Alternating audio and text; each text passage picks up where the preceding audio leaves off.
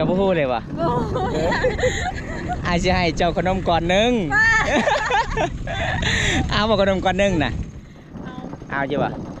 เอาทุกคนบอมตากะจัดให้ตามคำขออายใหญ่เพิ่นจากประเทศไทยอายสะพายเจ้าแบบเจ้าบ่ฮู้โตเลยเนาะเอาน้องเอา6 เซนกีบเด้อเอาทุกคนเลย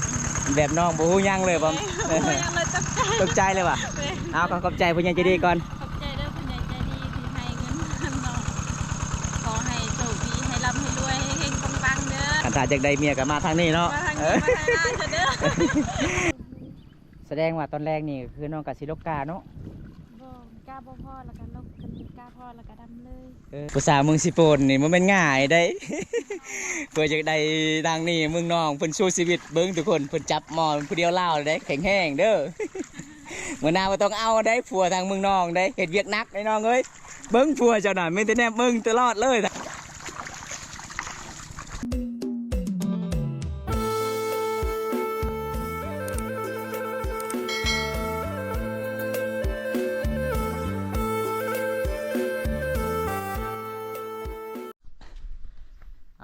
ถ้าสบายดีทุกคนสบายดีบรรยากาศยามแรงๆนะทุกคนนะหลังจากบอมต้าอากาศจะได้กลับไปสะพานบุญให้ผมยินดีประเทศไทยฝากให้สาวานเงินทุกคน1 ล้านกีบบอมต้าก็จะได้ไปเยี่ยมพยายามสาวมิงสาวไปหางมิงแล้วก็มีผู้ใหญ่ใจดีติดต่อทางบอมต้าก็ช่วยเหลือน้องเป็นครอบครัวที่ยากจนเดี๋ยวบอมต้าก็สิกลับบ้านก่อนเบื้องเส้นทางกลับบ้านทุกคนเห็นบ่ต้องขี่สะพานนี่ทุกคนต้องไต่สะพานนี่เลยสะพานใหม่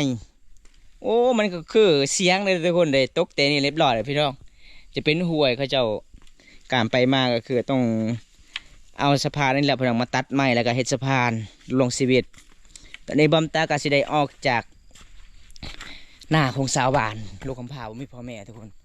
บอมตาก็สิได้เข้าไปหาสาวมิ่งก่อนจะได้พอน้องหรือบ่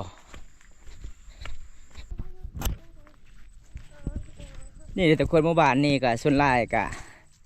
ตามที่ภูเขาก็เจ้าเฮ็ดหน้าเลยหน้าเขาเจ้าภูเขาก็โคตรงามเลยซ้อมนี่ก็หอด100 กระสอบเลยทุกคนบอมตาถามเขาเจ้าประมาณ4 ตา 5 ตาก็ได้100 กระสอบคันตาใหญ่ไปซ้อมนี่ทุกคนโอ้เป็นตาสะอ้อนเลยเขาเข็นนี่เขาเจ้าไม่ได้ใช้ปุ๋ยเลยเป็นปุ๋ยมาจากภูเขาพี่น้อง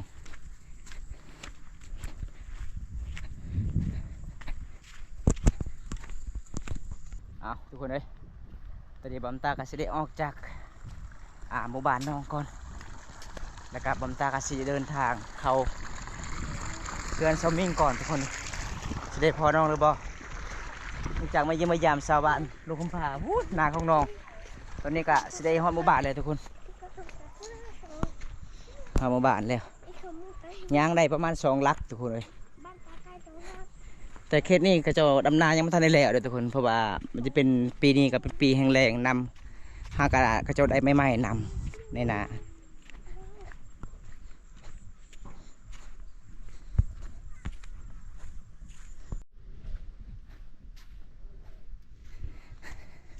อันนี้ก็จะเป็นเส้นทางเข้าบ้านเขื่อนซอนิงนะทุกคนซอมิงมันเป็นซอนิงเป็นตาสะออนมากเล่นไม้ทุกคนเลยบรรยากาศยามแรงๆตอนนี้ก็ประมาณบ่าย2 โมงแล้วน้องตาก็จะได้ไปหาน้องสาวเพื่อนวันนี้ก็จะได้พอน้องหรือบ่อยู่กันยุสานเป็นหมู่บ้านที่ลาที่สุดเลยหมู่บ้านนี้เขาจะมีเฮือน8ใหญ่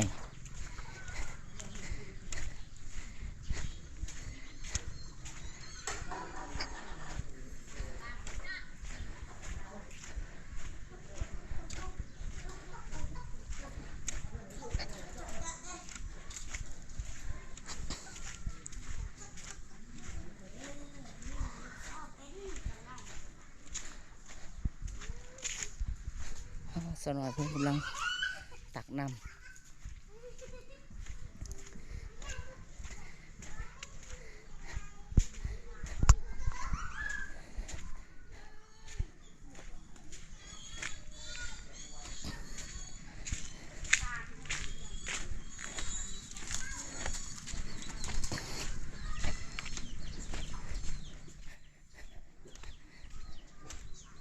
ในเมืองท่านได้ก็จะเป็นเห็นเป็นใหญ่ทุกคนเขตนี้ได้บ่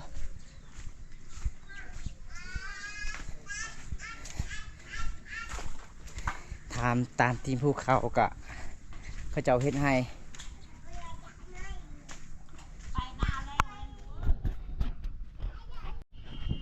เอา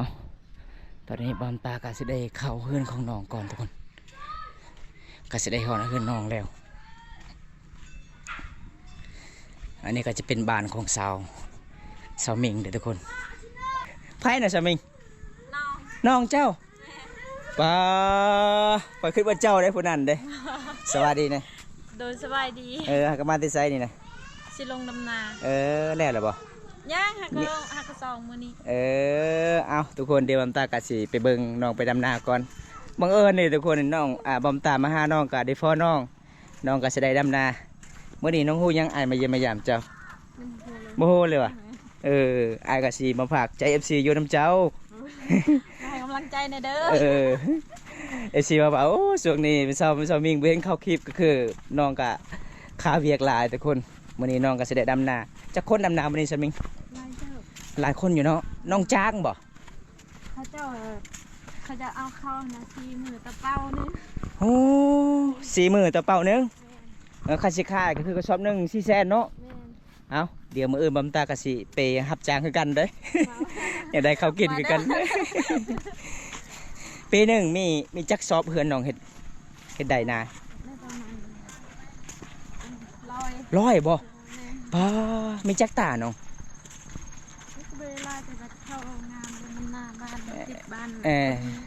คันหน้าบ้านค่อยนี่คันซ้ำนี่สุดก็ได้40กระสอบเด้หน้าค่อยปีนี้หาก็ได้25กระสอบมันกว้างกว่าหน้าเจ้าอีกหน้าค่อยมันขี้ลายเป็นดินทรายโอ้พี่น้องเอ้ยมื้อนี้ก็คือบำตากะไปสะพายน้องแบบบ่ฮู้หยังเลยเด้อทุกคนเด้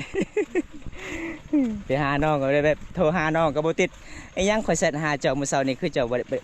บ่ได้ไปเปิดเนาะโอ้อีกจักมื้อจึงสิแล้วจะดำนามันแปลกบ้านเจ้าเวลาเขาเจ้าลกเขากาเนี่ยเขาเจ้าบ่มัดใส่แต่กระตาเนาะบ้านค่อยนี่เขาเจ้ามัดได้มัดแล้วมันช้าบ่ข่อยว่าตัวนั้นมันไวกว่าบ่ได้ไวแล้วช่วยสิมัดอีก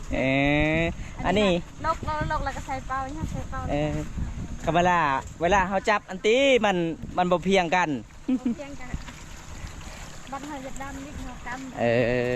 เอาพอได้อยากได้เมียคนขยันก็มาทางนี้เลยทุกคนมีแต่คนขยันเลยมาไทยนาซอยเด้ออันนี้เพิ่นว่ามาไทยนาซอยเด้อทุกคนเลยอันนี้พี่น้องมาเนาะนี่เนาะไฟโอ้ไฟคอยจุนลงคือแบบผู้สาวเด้ไฟกะง่ามาจากเมืองซิโปนมาได้ทุกคนเลย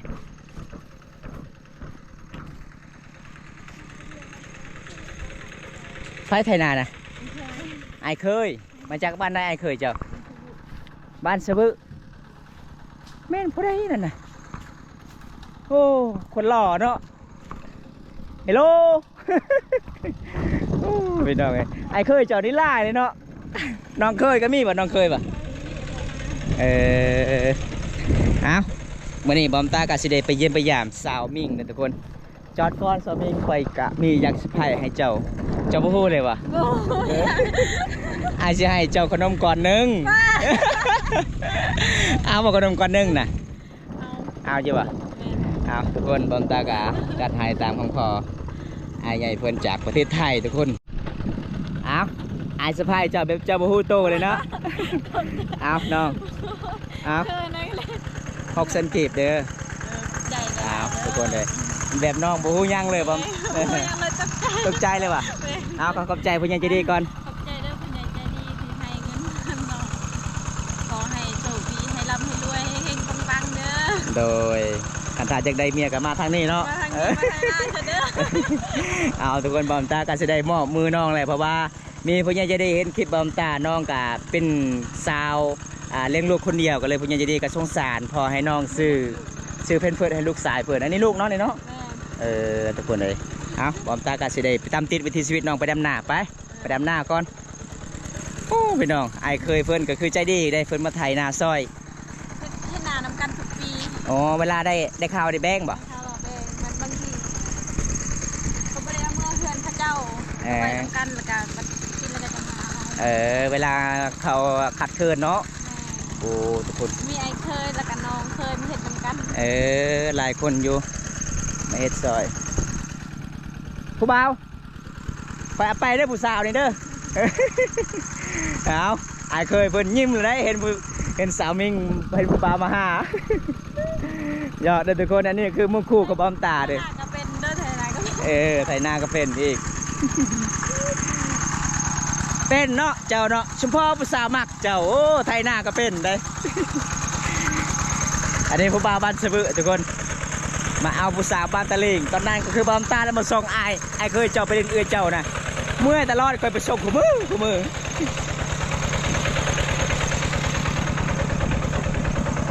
โอ้บอมตากะสิได้ไปทำติดเป็นชีวิตน้องก่อนทุกคนหลังจากที่บอมตากะได้ไปทำบุญให้ผู้ใหญ่ใจดีจากประเทศไทย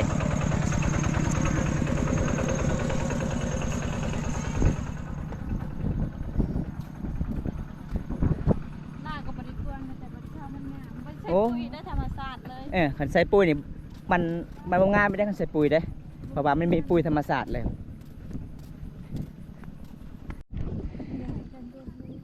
แสดงว่าตอนแรกนี่คือน้องกะสิลกกาเนาะ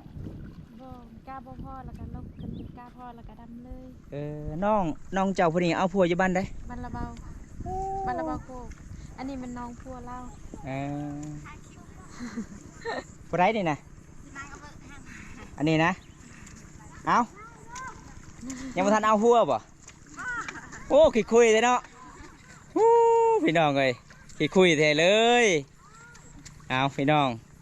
บอมตาจื้อเลยตอนนั้นคือบอมตากับไปเย็บไปยามเสาจานก็คือเอ้ยไผ่มันเอ้ยไผ่น้องเจ้าเนาะน้องเจ้าก็เลยจื้อข่อยเอาทุกคนมื้อนี้ก็คือบอมตากับบังเอิญได้พอผู้สาวลาวงามๆเลยเนี่ยเขียนชนบทเด็ดทุกคนไปลกกาก้อนเจ้าน้อง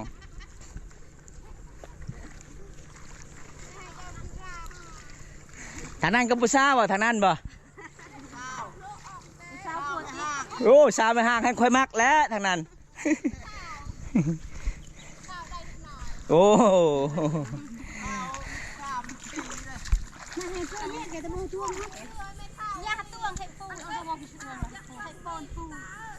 ฮะโตยังไป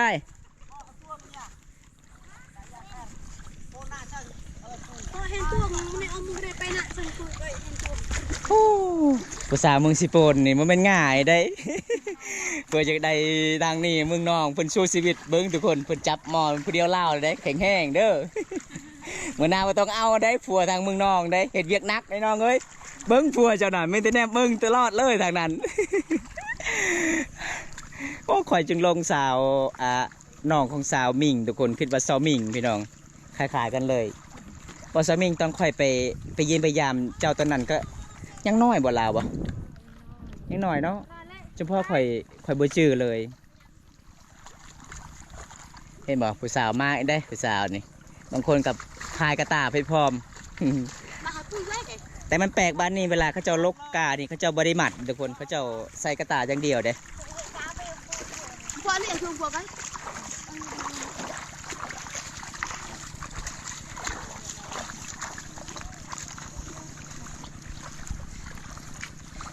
ว่าพังไทยมาสอยสมิงเอาเลยเนาะสดดนเลยเด้การคู่ เป็นว่าต้องการคู่ก็เลยมีไอ้ฮักบอมตาติดต่อทางบอมตาแล้วก็สงสารน้องสาวเพื่อนแล้วก็ให้บอมตาไปสะพานบุญให้สะพายให้น้องทุกคนแบบน้องกับบุฮูโตยังเลยบอมตามาแบบทักหาน้องบ่ตอบเลยสงสารน้องบอมตาก็จัดให้ตาคำขอเลยทุกคนเลยสาวจันนี่บปากบ่าวแล้วนะคุยแท้เจ้านะเห็นว่ามีผู้บ่าวหลายใช่ว่าสิเอาผัวตอนนั้นสาวจันยังโสดบ่ป้าไปเมื่อใดก็โสดตลอดได้ไปเพื่อนนี่เพื่อนเอาเหล้าข่าวให้กินอีกโอ้สุดยอดเลย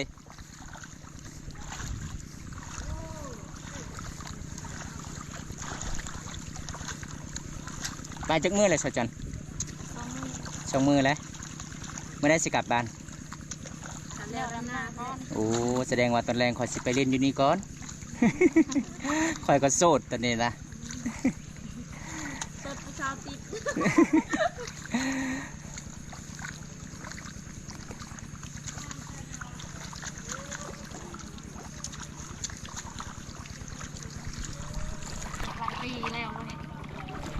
จักปีแล้วจะโสดเจ้านะสาวจัน 10 ปีพุ่น 10 ปีโอ้อย่าไปตัวคอยนะ เข้าแล้ว โอแมนเท่าหรอกอายุเจ้ายังน้อยเธออ้ายเนี่ยเท่าลีอ้ายเบิ้งส่งกระขาดแถวนี้นะ นายบ่แม่นบ่หานบ่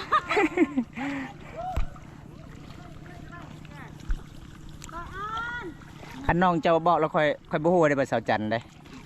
แบบเราเห็นค่อยเราคุยแห้งเลย เราปากเบาๆเลยมากล้าว่ะบ่แม่นค่อยรอซ้ำดาราพุ่นแหล้วค่อยเป็นคนดำเป็นคนขี้ลายคือสา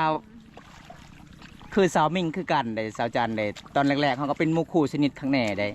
หลังจากน้องเอาผัวเขาบ่เคยทักทายกันเลยเนาะหากับปีนี้ได้เขาเห็นกันทักทายกันได้ แต่ก็บ่ลืมกันเนาะ บ่ลืมกันยังเจอโยบอนเฮาไปซ่อนเขียดตอนนั้น แบบประชาชนเขียน ละมิงไปที่ใจเลยจู้เหรอเอาเจ้ามิงตัวนี้ไอ้ขอกลับกันเด้อ เป็นได้ก็ ปลอดภัยเด้อ โดยจังใดก็สู้ๆไอ้เป็นกำลังใจให้ดำน้ำมื้อนี้แล้วเลย